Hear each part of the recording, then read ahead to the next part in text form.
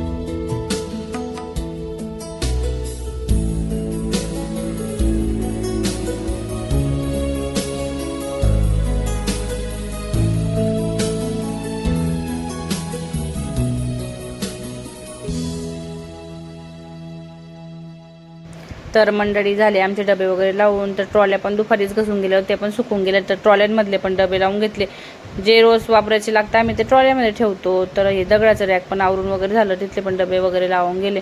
तर एका डब्यामध्ये मुरमुरे होते म्हणून तिथं मुंग्या होऊन गेलेलं होतं, तर मी खडू मारत होती. लगेच मुंग्या होऊन जातात, तांदूळमध्ये पण होता, शेंगदाण्यामध्ये पण होता आणि डाळीमध्ये पण होतं, सगळ्या ठिकाणी मुंग्या होता.